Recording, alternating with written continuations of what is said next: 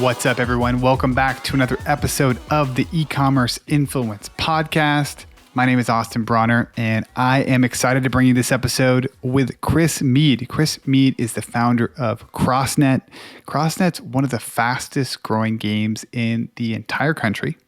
I had the pleasure of playing it at a bachelor party a few weeks ago, and I literally played for 8 hours over a weekend. We had so many people subbing in. It was like the highlight of the weekend was playing this great game. It's incredible. It's like Foursquare with volleyball. And Chris has been on an incredible journey. They've been growing so fast. They are direct to consumer. They've got Shopify, Amazon, as well as retail. And in this episode, we talk a lot about his journey, how and what they have learned as they've gone from selling 2 to 5 of these things a month up to an 8-figure business. And he talks about a lot of the lessons that he wish he knew before starting CrossNet and some of the things he's taken away. Also, you'll learn a lot about how to have success in retail, if that's something you want to do. It's an excellent episode. We go into tactics. We go into what is behind the success of CrossNet. I think you guys are really, really going to enjoy it. So let's bring Chris into the show. Chris, welcome to the show, man. Excited to have you. Appreciate it. Thanks for having me on. Dude, I am so pumped. I was just telling you before we hopped on here, I played like 8 hours of CrossNet at a bachelor party over Labor Day weekend. It was so much fun. I never played before. We were out at my friend's ranch. We had coolers of beer and it was hot. And we played for 2 full days. And then we had ice baths there. That's amazing. So at the end, we just hop in the ice bath. It was like 95 degrees in Texas and cool down. But dude, you created an incredible game. So much fun. So to start it off, because I think it's hard to explain to people, how do you describe CrossNet to people? It seems like the definition changes daily. But in an essence, it's 2 volleyball nets that intersect. It's the world's first 4-way volleyball net. And the gameplay rules are pretty much that Foursquare childhood game that you used to play at recess in the air. Keep the ball alive, don't let the ball land in your square or you're out. And then game to 11, win by 2. And what I thought was super fun about the game specifically is the ability to have a bunch of people playing at once. Like I think we had like 12 to like 15 people that were just going through, cycling through, and everybody could play a little bit. Where unlike, I also love Spike Ball. It's one of my other favorite games. Yeah. But you're stuck at 4. You can't, it's 4 people. You can have multiple games. Dude, so how did you come up with the idea? Yeah, so I was working for Uber. I was helping launch Uber Eats in New York and Rhode Island and Boston. 24 years old, had a pretty good job, was making good money, but it was like, bro, I was literally getting to work at 9 o'clock, cold calling people till 5 o'clock, and doing it every day. And like I had a little living the dream. I had a sales. I was making great money, right? Like I was calling from a beanbag chair, and I had like fluffy dogs in the office, so like life wasn't terrible, but like also it just also felt like, damn, I gotta do this for another 40 years till I retire. Like this sucks. So home one night, and we were just like bullshitting with the boys, just brainstorming ideas of like, how can we get rich or get out of this like funk that we're in? And we wrote down a bunch of ideas, and 4-way volleyball was like the one idea that like stuck that night. And jumped on the laptop, we Googled it, assumed like it was already a thing, and we just had never seen it before. And there wasn't a damn thing on the internet, not one search result. And we're like, yo, if we don't do this, somebody else is gonna do this. How long did it take for you to go from that? Because that's, a lot of people have those ideas and they're like, oh, I'm going to do this thing. When did you start taking action, and what did you, how'd you kick it off? 8 hours later, we went to bed, we woke up, we went to Walmart, and then we bought 2 badminton nets, cut out the center, rigged them through, texted all our friends, and then we kind of did what you said with all your boys. Like we just had everyone come over and we made up rules, and we're like, yo, the ball doesn't fall in your square, you're alive. If you serve, you get a point. Like, so we just like literally proof of concept all day long, and we were just having fun. That was it, dude. We were literally like, all right, the net stands up. Everyone had a good time. Yeah. Nobody checked their phone. Nobody was complaining about their girls. Like, this is great. It's a game and it's a sport. And from there it was, okay, let's go get it manufactured. So we jumped on AliExpress, Alibaba, and found a manufacturer. That's awesome. It's funny we were saying about like just making up rules and trying to figure that out, because even over the weekend, right, we had like our own rules. We were like messing with it. Some people like to make the net, the whole thing wider so there's more spiking. Yeah. Other people liked it in closer. It's really interesting how the game can kind of evolve and change. Exactly. It's awesome. So tell me a little bit about your. I read that you guys had a little bit of a slow start until you sent a net to Latvia. Yeah, when I was doing his research. Yeah, exactly. So, I mean, I feel like whenever somebody starts a business, it's like, all right, you got your friends and family around, like that's cool, and it lasts like 2 weeks or a month or whatever it is, and then it's really like, how do you? All right, you got that initial support, but now you're starting back at square one, and how do you get people to care about your game or your product or whatever it is? And that's really tough, especially now with that like the iOS changes with Facebook ads being more and more difficult. Fortunately for us, like we had Facebook ads, which was helpful. We immediately moved. We launched the game around September of 2017. I mean, I'd be lying if we sold more than like 20 units then. Like it was terrible. Moved to Miami in 2018. And we'd literally just go to the beach all day. So instead of doing podcasts like this, I'd go to the beach, we'd set up a CrossNet, we'd holler at people to come play, and by the end of the day, we'd have 50 people in line. They'd all be playing, everyone would be taking photos, being like, yo, what is that game? What is that game? We'd sell it to the one person that was having the most fun with it at pretty much like a discount. And then the strangest thing started to happen. As time went on, we started getting sales in random cities when we weren't running paid ads, like at all. We weren't doing like any paid. So all of a sudden we get a sale from Texas, and I'm like, oh damn, Austin must be out there playing CrossNet and doing the same thing I was doing on the beach. So one sale led to 10, led to 100, and now we got like, I don't know, 200,000 plus nets out in the world. But it's just like every spring and summer, getting people to bring the CrossNet out. And like that's the whole job of marketing right now, is like, one, to sell a product, but two, to get you to go out and be an advocate for us, because you're a walking billboard. Yeah. So, it just slowly but surely. First year was terrible, like 87 grand in sales, and this year we'll do well over 8 figures. Wow. Yeah. I want to come back to the Latvia thing in a second, but so I just interviewed one of my friends, Andrew Drish, who has done a ton of marketing and video sales letters. And one of the things that he talks about is that every single product that has success with like a sales letter or infomercial has like a moment when people understand the value of it. I think it's interesting for you guys because the moment is when people see it being played. Yeah.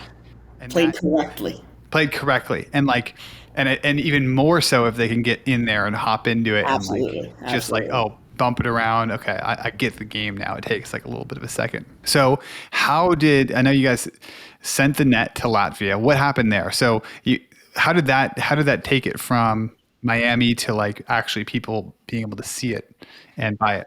So when you start a business, you get a lot of people that reach out for freebies. You want to sample a lot. In our situation, the game's heavy, right? Like it weighs 20 pounds. So not only does it cost a lot to manufacture, but it costs a hell of a lot of money to ship the product. Especially back in those early days when we didn't have these good like UPS, FedEx rates. Yeah. Shipping something to you in Texas would have cost me $30 plus the product cost.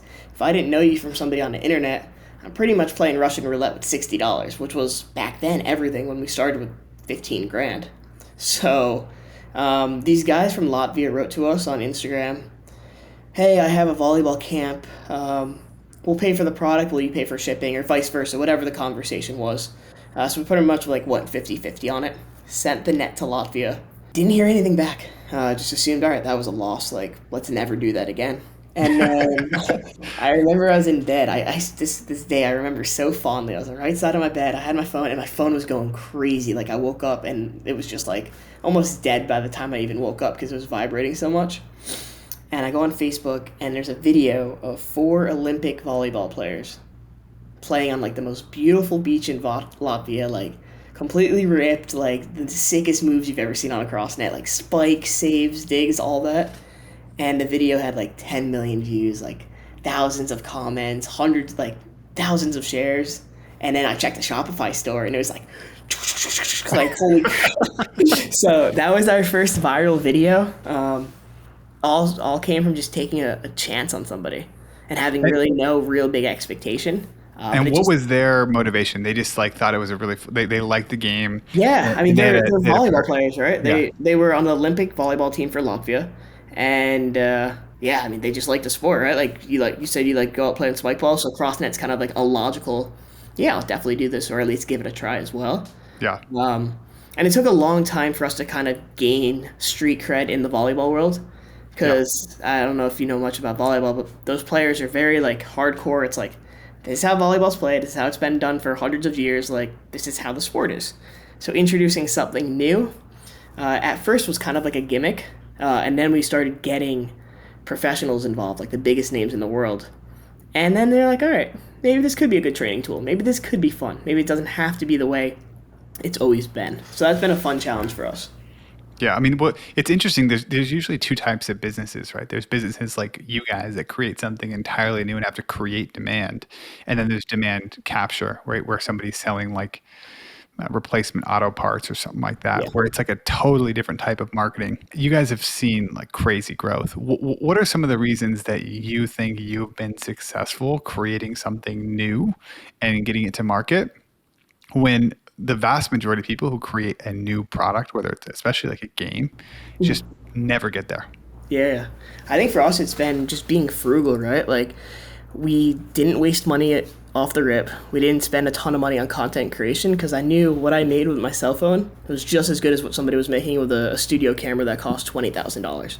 So, treating every dollar like it was my own, which it was, Yeah. made me kind of find out really quickly what are the good things to spend money on and what are the bad things to spend money on. And whenever I found something that I could spend $1 and turn $2, I would gas it up as quick as possible. So, What were some of the things that you found that were good?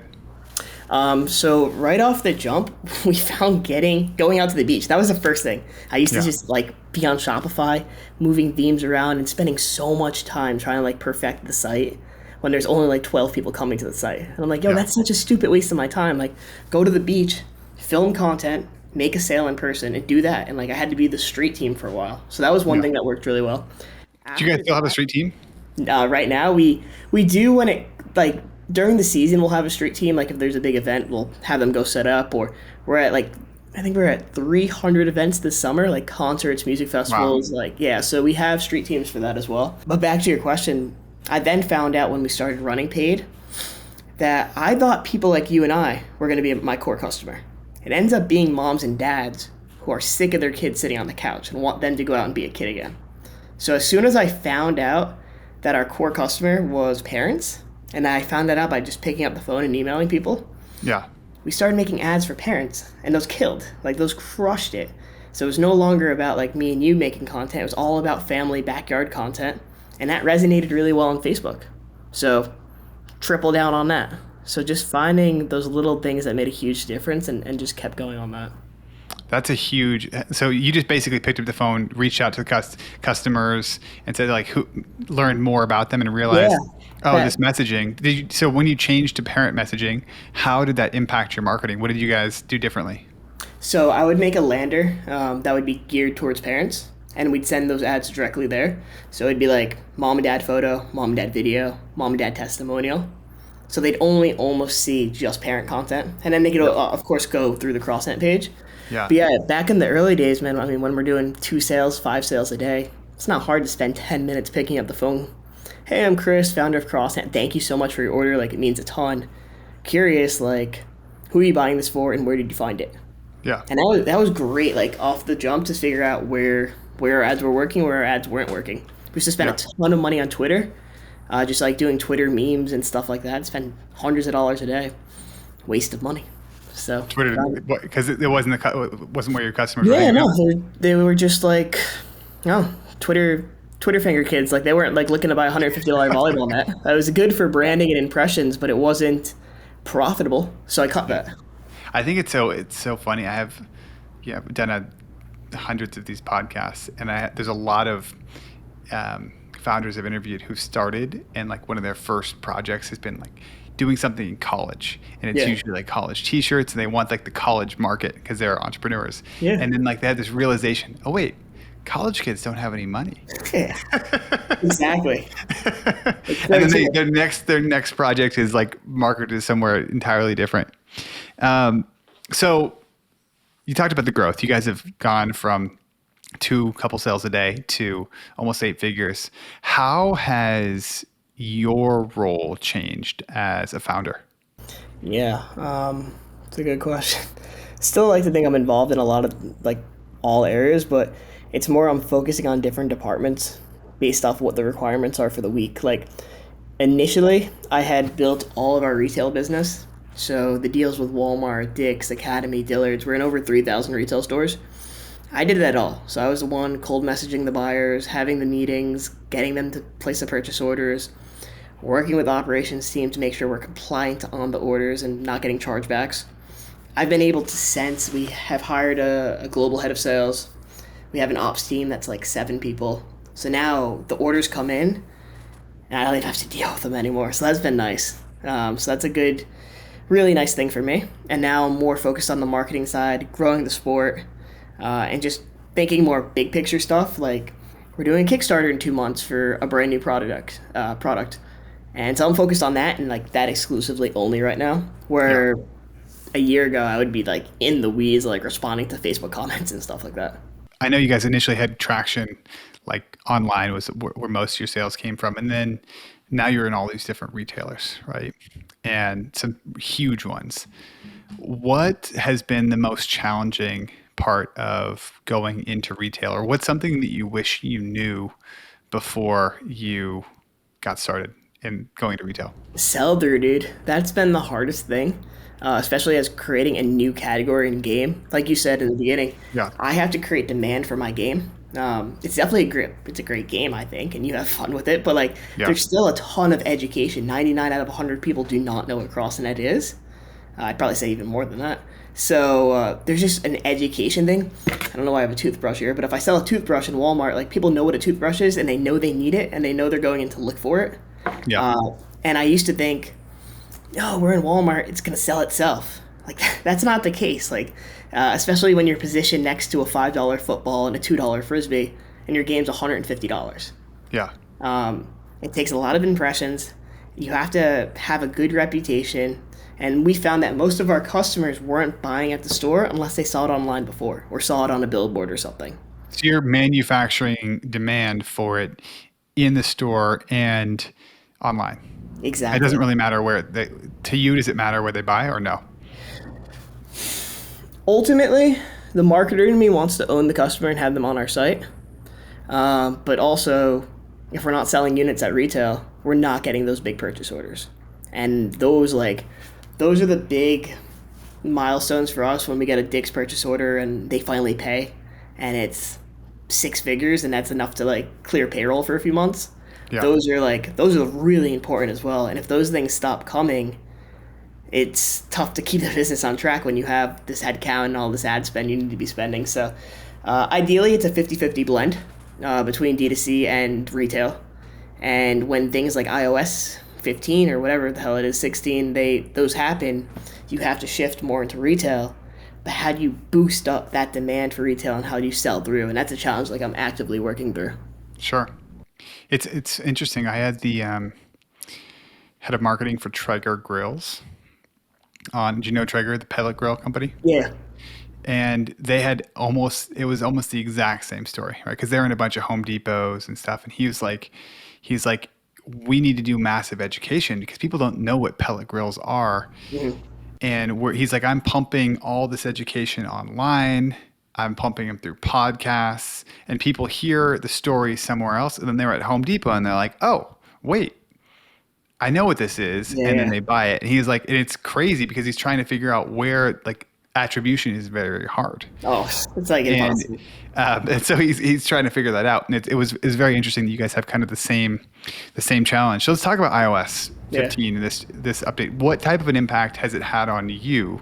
And what are you guys doing to navigate some of these challenging Facebook times?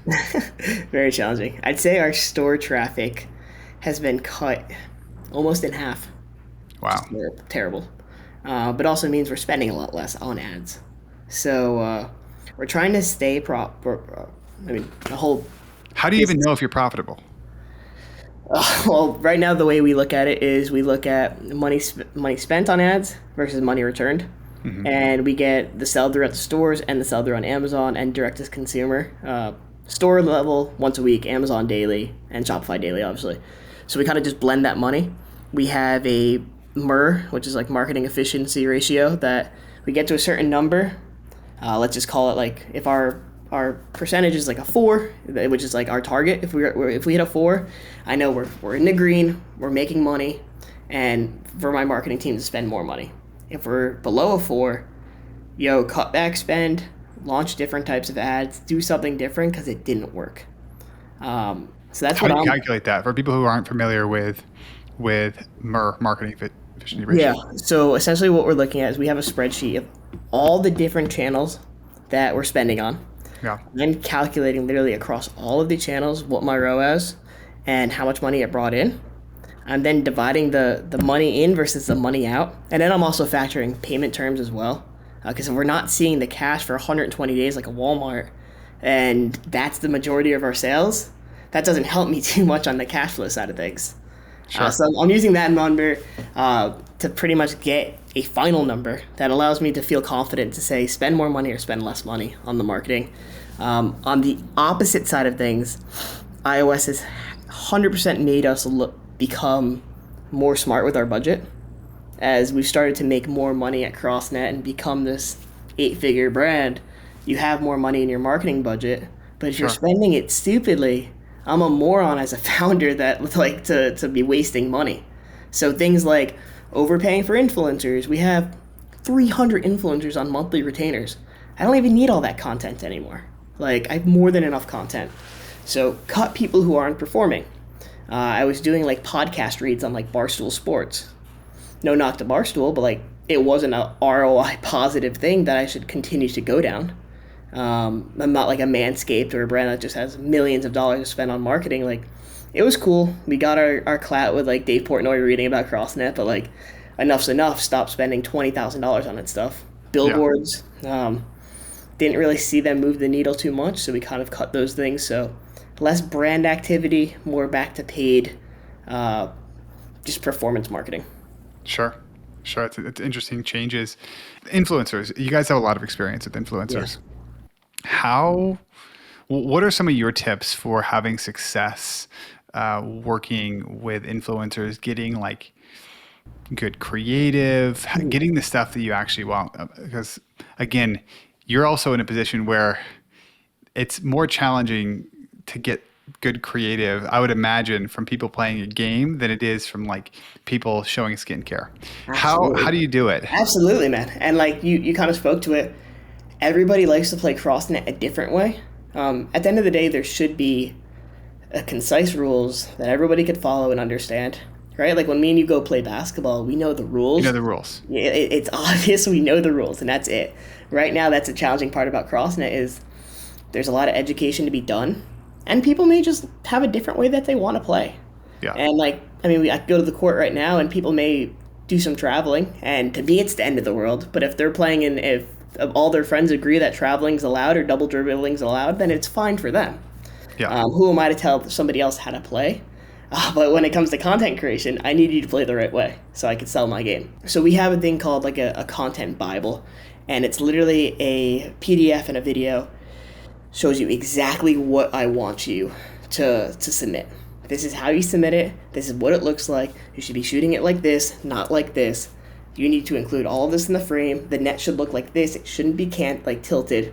Yeah. The boundaries need to be on perfectly. Like, do not shoot from this angle, shoot from this angle. So it makes it so dummy proof. And man, I must have wasted thousands, if not hundreds of thousands of dollars on influencers who would just deliver crap. Yeah. Until we took the time to do something so simple like a content Bible like that. So my advice to anybody is like, work out the kinks. Like we email everybody once a month, like, these are the deliverables we're expecting this month. Please submit them XYZ ways.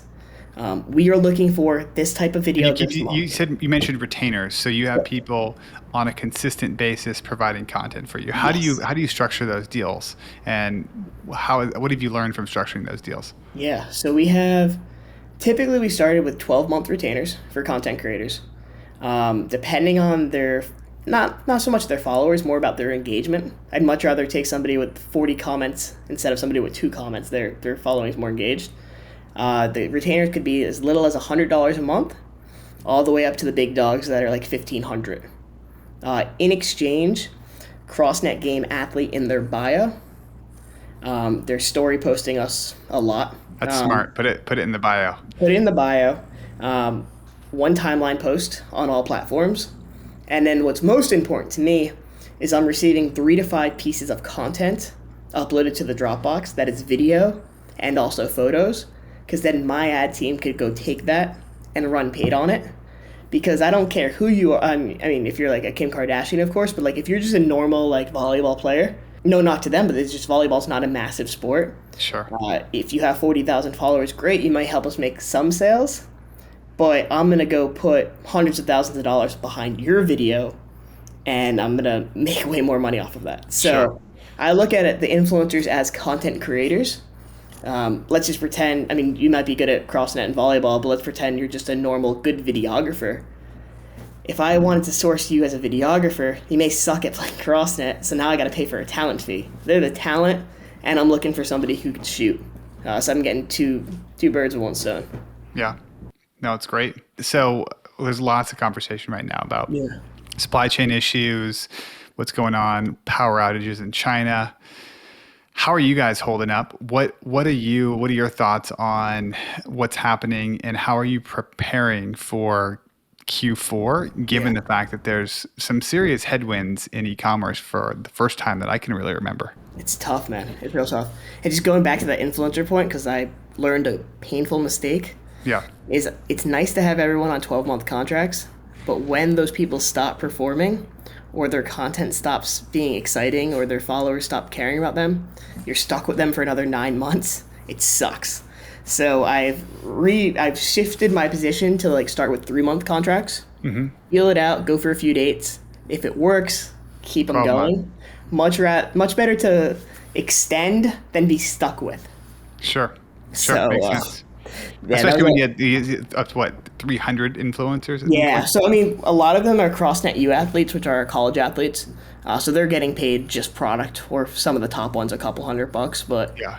that was more of a conversation for the ones that were making thousands of dollars, which is that or payroll for my employees. I'd rather have my employees. Sure. So back to your question, though. Yeah, supply chain's been super tough. What we have done to try to combat it, I mean, hell, dude, we probably have like 6 or 7 containers on the water right now. We've had 2 that have been stuck there for like 2 months, and they just won't move. Finally, they are getting delivered today, and tomorrow is the expectation. And they've been sitting in Long Beach for over 2 months, just floating around. Crazy. It absolutely sucks. crazy. And there's nothing you could do. Customers want their stuff.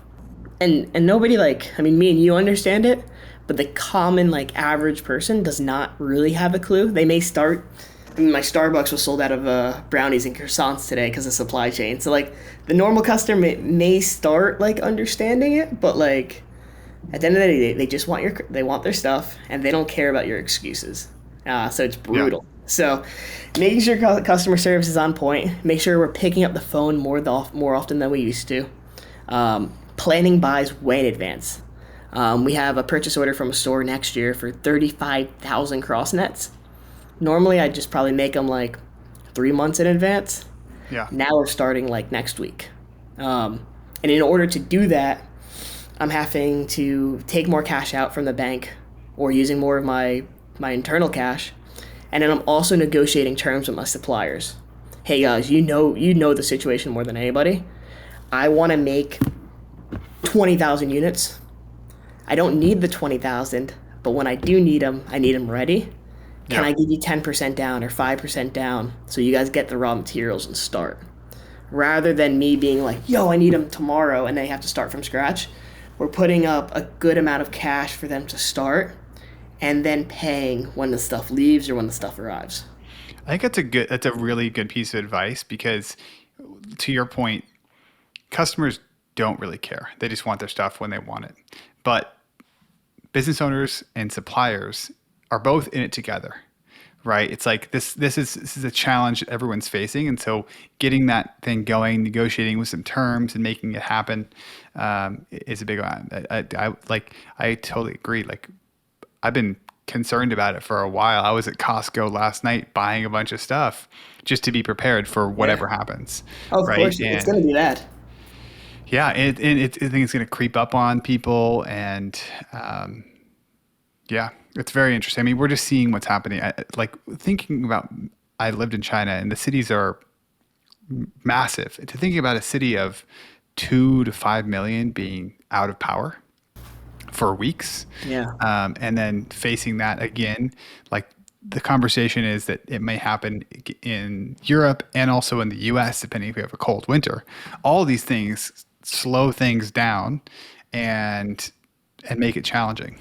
Yeah, it's really sad. We had a product that I wanted to release for Black Friday, and I wanted all the customers to get their product by Christmas. Like, we're dropping it Black Friday, ships within 2 to 4 weeks. You'll have it for Christmas. The factory we're working with is having the power outages, and they can only work a few days a week now. He said there's no chance we could do this, and now we're moving to a Kickstarter instead. You'll get your stuff in 4 months. And it's literally, I could either take advantage of the demand that we'll see during the holidays or wait till next year. So had to shift my strategy to Kickstarter for the first time in company history. So we'll see how that works. Yeah. What are some of the things that you, well, actually, I want to ask this question because I'm always interested. What's your relationship and experience with marketing agencies? Do you run all your advertising in-house? Have you made any, have you used agencies? What's worked for you guys? What has not? Yeah, so I like to hire an agency when I feel like I'm getting more work for them what it would cost me to do it internally. A good example, right, is I have an email agency I've been using for almost 2 years now. Structured Social, they're called, and they're amazing. And I get a copywriter, a designer, like a team lead, somebody who communicates. I feel like I got like an army of 5 people. If I were to do that internally and perform and turn around the content that they create for me, it would easily cost me maybe 7 to 10 grand a month on the low end, just for those salaries, and I'm paying far less than that. So like, that's a clear win. The ROI is there in Klaviyo. Like, I can't argue. If they, hopefully they're not watching, but if they came back and said, yo, you owe me a couple $100 more bucks a month, our price is going up, they got me, because like, their work is that damn good. Yeah. Facebook agencies have been tough in the past. A lot of people want percentage of spend. We've definitely gone down that rabbit hole before, and I tend to not ever want to do that. Do you manage it in-house now? No, we still work with an agency that just sees a lot more eye to eye with how I see it. We have flex up, so we're a seasonal game, as you know. October, not the best CrossNet season, right? But June's great. So like, we have different comp structures in those different months. So like, really being human about it, those are the best agencies that we've worked with. And ideally, there has been struggles. There's been times where you're paying an agency $5 grand or 10 grand a month, and you're like, damn, you're not even getting the attention, close to the attention you like deserve. Yeah. Then it forces me to be like, damn, I could pay the same amount for an in-person hire who's going to work for me 40 hours a week. That's an obvious one. Yeah. What have you learned about running a seasonal business?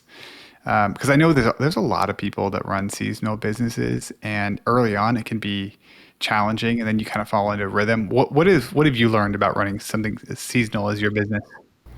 It's frustrating because with CrossNet, I don't want it to be a seasonal business. I want it to be a year-round business, but I can't change the weather at the end of the day, right? And it's cold in Connecticut where I grew up right now. It's gonna only get colder. There's no reason why those people should be buying a CrossNet unless it's Christmas. Yeah. So 2 things I've learned are, if I do want to fight the weather, become a global business. We launch in Australia in 2 weeks. Move all my ad dollars to places that are sunshine, and stop spending money in the cold. Yeah. That seems like a logical way to go about things. And secondly, as a seasonal business, don't chase good money with bad money. I shouldn't be pumping money into Facebook and all these other ad platforms if I know that the end consumer probably isn't interested in buying right now. I would much rather spend $0 right now. Take that $200,000 budget that I have for the month or whatever it is, and add on to it in November for Black Friday because it's going to perform that much better. Yeah. So it's managing your cash to stay alive in those crappy seasons and reinvesting it smartly. I had a conversation. I've had these guys on the podcast a couple times, but do you know Blender's Eyewear? Yeah, they're out in San Diego. Yeah, and so they run a seasonal business as well. Sunglasses are seasonal, and one of the things they realized was it was actually a disadvantage being in San Diego during the winter because they forgot that most of the country is covered in ice and it's still sunshine down there. Exactly. So they're running like ads with, people at the beach and stuff like that in October, November, December, January, and it's just not converting. They're like, what's going on here? It's sunny, beautiful here. We're at the beach, but most of the world is just frozen over. And so they pivoted, started putting out goggles for skiing and stuff like that. Just leaning into the fact that, all right, it's going to be seasonal. We're not going to be able to sell our main product, but come May, it's going to be ripping off the shelves. Yeah. Super interesting. You've been on a big journey here with growing this business. What are some of your favorite resources, books, podcasts, anything that's helped you on your journey? How I Built This by Guy Raz. That's like my favorite podcast. Like that's the dream. That's the bucket list podcast to be on. Just so inspirational. Just I think you're going to be on it, man. I would love to be on it. That's just one to like. It's always great to hear like people in their founding stories. Like we're all just people at the end of the day. Like those celebrities you see on TV, they were all just normal people at one time, and they still are to an extent. So that's been good. Double Your Profits by Bob Pfeiffer. I always talk about that book, but it just makes you like. I haven't read it.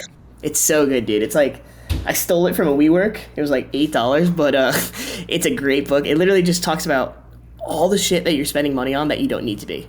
Like, oh, you have 8 Dropbox licenses when you need 1. Stupid stuff that just adds up to thousands of dollars a week. Yeah. So every time I do like read that book, like I just caught stuff immediately. Like the influencers lately. Yeah. And LinkedIn's been amazing. Just building a really good network, and to the point where now, if I need something that I don't know, type on LinkedIn in a second, I get a response, and like it saves my day. So like that's been super helpful. So you're saying like posting on LinkedIn? Yeah, daily. You have a following? Daily posting on LinkedIn, and yeah, I mean, that's how I've built all the retail connections. Every buyer I've ever met has been through LinkedIn and sliding into their DMs. Interesting. Cool. Yeah. That's awesome. Yeah. What has worked well? What's the content that you post on LinkedIn? Just honest founder story stuff. Like one I'll probably post after this, right? This dude in Europe, he hijacked CrossNet, our domains, our URLs, like crossnetgame.eu. And he sent me over a ransom note saying, you need to ship me over a full container of CrossNets, which is like a retail value of like 400 grand. He's like, I will not surrender the domains until you send me 400 grand worth of product. And I'm like, bro, there's no way I'm paying you that. But like true life stories like that, those resonate really well on LinkedIn. So just being a human and like showing not only your wins, but also your losses so other people don't lose. Yeah, for sure. Awesome, man. Well, I'll want to wrap this up here. Last question. If you were on my side of the podcast interviewing you, what question would you ask yourself that I have not asked you? That's a good question, bro. The worst thing about being an entrepreneur. What's the worst thing about being an entrepreneur?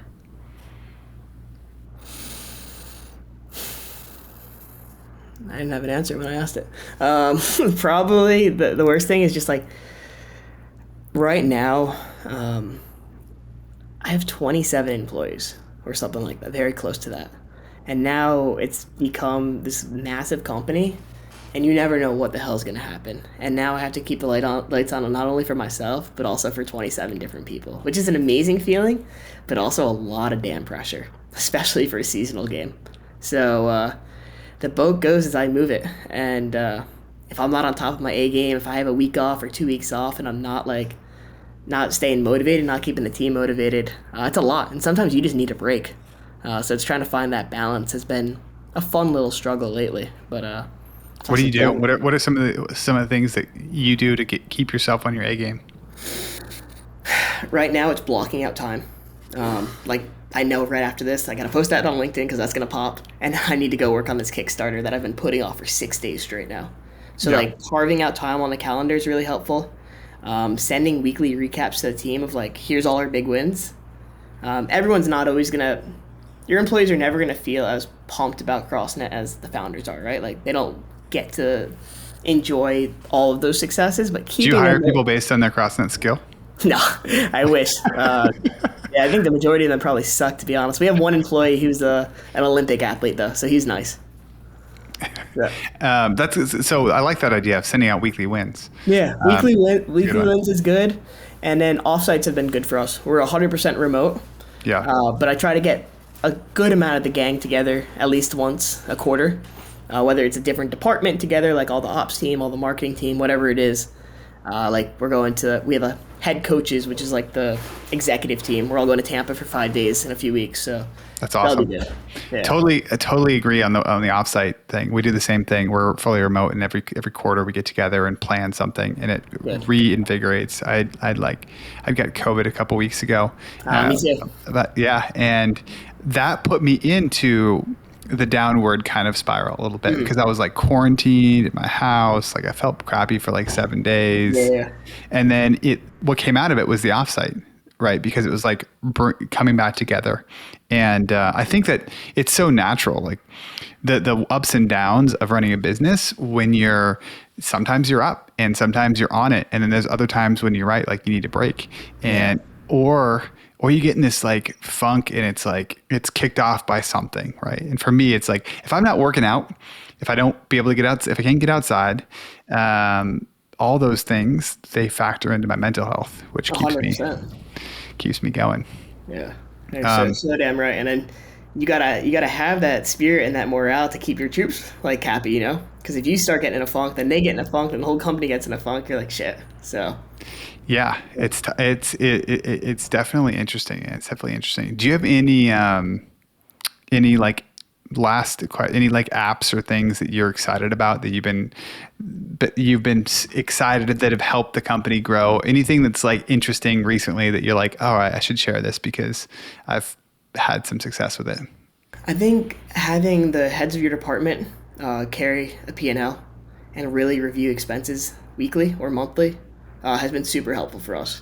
Getting people to really feel like they are an owner. Look after all the expenses. Pretend they're coming from your personal bank account.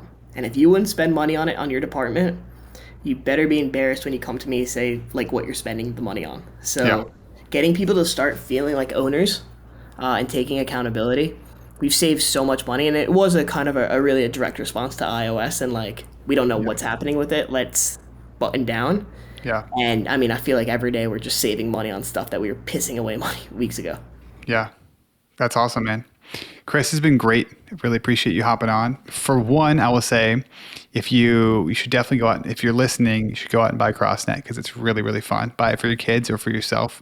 I'm out there, 34 years old, playing for 8 hours over a 2-day period. So you can do it as well. Although I will say, like 4 days later, my back like completely went out because I'd played so much. I played so much.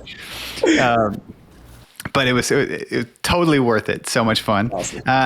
Where can people follow you if they want to learn more about? I know LinkedIn is one. Yeah, but LinkedIn if they want to and learn more Twitter. what you're doing. Twitter are the best. Yeah, Chris Mead J on Twitter, Chris Mead on LinkedIn. Definitely the most active on there. And then I actually just started a newsletter about 3 months ago. It's going really well. Every Thursday I send literally just like a recap of what I did for my team and all my findings.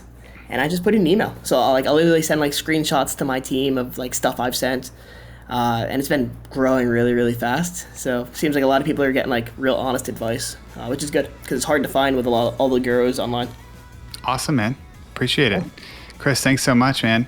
A lot of fun. I appreciate it.